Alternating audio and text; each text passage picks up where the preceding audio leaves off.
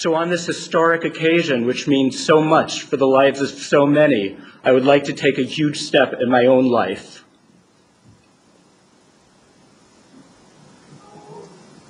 Andy, you've changed my life. You bring out the best in me. I love you so much.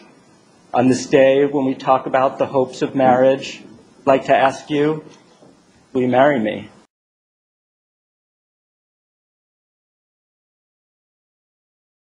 Thank you, Ms. Court. Mr. Rollman.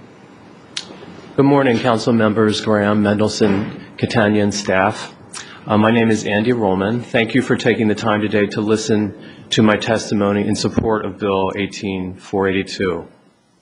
I have spent 19 years and 9 months as a single, gay, professional citizen of D.C. I've been volunteering in the community, paying taxes, developing friendships, loving my family, and working hard.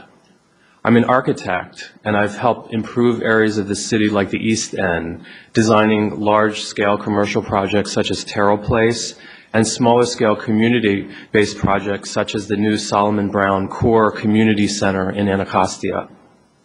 I love this city, and I'm proud of it. It's been a great life. My life today has also been a complete transformation from my days in middle and high school when I was called names, bullied, and told I wasn't good enough, told I was less than because I was different. I'm gay. 3 months ago, I met Andrew Hertzberg, also a longtime DC resident. It was love at first sight. I suddenly saw the opportunity to be part of a committed couple, to have a future caring for and being cared by someone, to share in an intimate, loving relationship, to have an ally, to have a partner. But I don't want a partner. I want a spouse. I want to experience the public celebration and shared recognition of a legal lifetime commitment in front of family and friends as I take Andrew's hand in marriage here in DC, my home. We're both approaching 50 years old, and so between us have nearly a century of experiences and learning to take with us in a journey in marriage. I want to be equal to my fellow man, knowing that I have the security and protections that committed couples require as they tend to each other's needs. I want to walk down the street with Andrew, hand in hand, wedding rings on left hands, introducing him as my husband.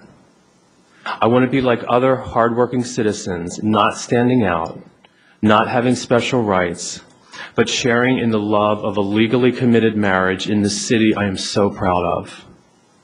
DC is an amazing place, and a lot of it is due to your leadership and sometimes difficult but just decisions.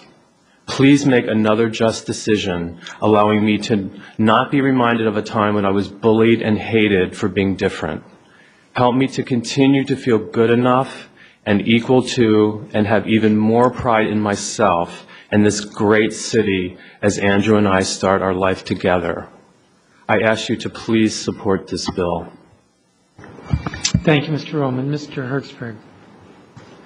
Good morning. My name is Andrew Hertzberg. I'm a resident of Capitol Hill in Ward 6. I would like to thank the DC City Council for your consideration of this landmark legislation.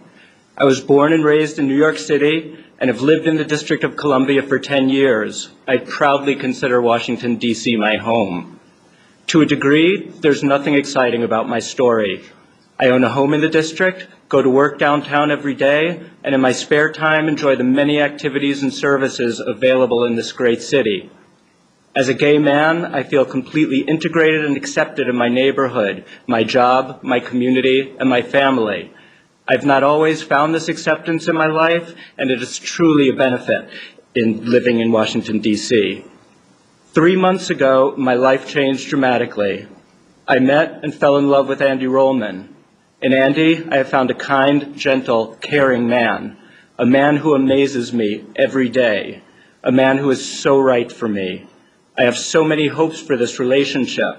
I hope to love, honor, and cherish Andy. I hope to care for him in sickness and in health. I hope to be with him for the rest of my life.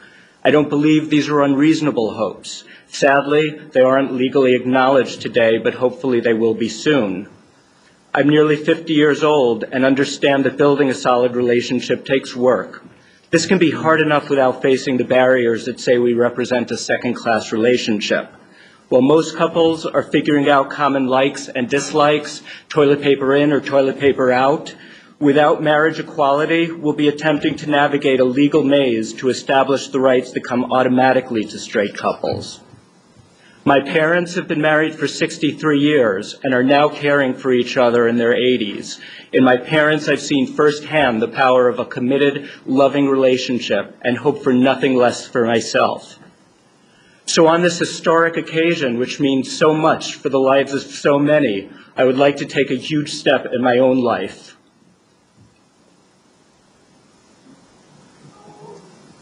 Andy, you've changed my life. You bring out the best in me. I love you so much. On this day, when we talk about the hopes of marriage, I'd like to ask you, will you marry me? Yes.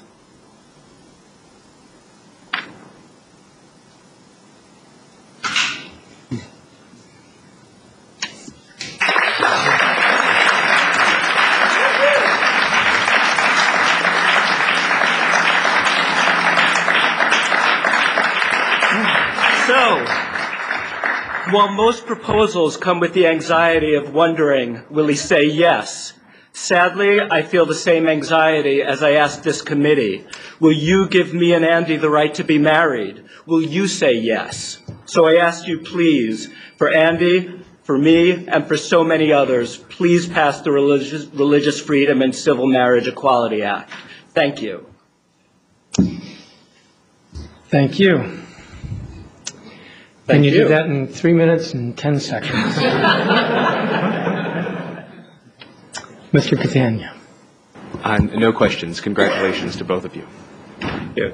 Mr. Graham. Yes. Congratulations to Andy and Andy. Yes, indeed. And Cheryl, we're so accustomed to you coming in so many different other issues. It's very interesting to have you here. I respect your viewpoint, sir, and I hope you will also respect mine.